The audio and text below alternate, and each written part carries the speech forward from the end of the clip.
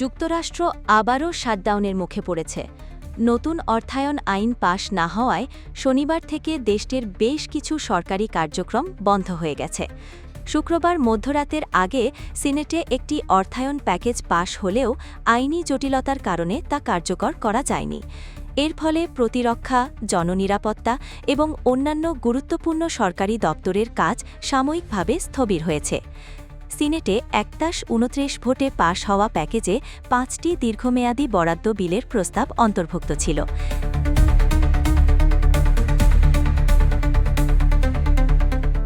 এছাড়াও homeland security ডিপার্টমেন্টকে ২ সপ্তাহের অতিরিক্ত অর্থায়ন দেওয়ারের কথাও বলা হয়েছিল। কিন্তু আইনি বিধি অনুযায়ী সিনেটের অনুমোদনের পাশাপাশি প্রতিনিধি পরিষদ বা হাউস অব রিপ্রেজেন্টেটিভসের অনুমোদনও প্রয়োজন। হাউস সোমবারের আগে বসছে না, তাই শাটডাউনের পরিস্থিতি তৈরি হয়েছে। ডেমোক্র্যাট নেতা হাকিম জেফ্রিজ জানান, তারা সিনেটে পাশ হওয়া বিলের বিষয়গুলো যাচাই করছেন।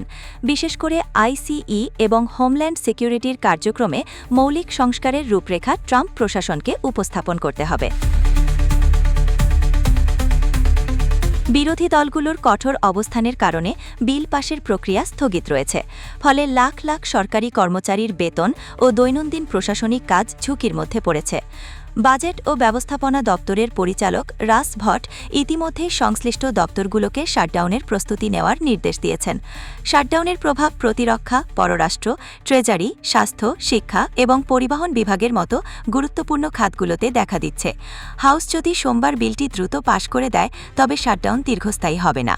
বিশ্লেষকরা মনে করছেন, গত বছরের টানা ৪৩ দিনের দীর্ঘ শাটডাউনের মতো পরিস্থিতি এড়ানো সম্ভব।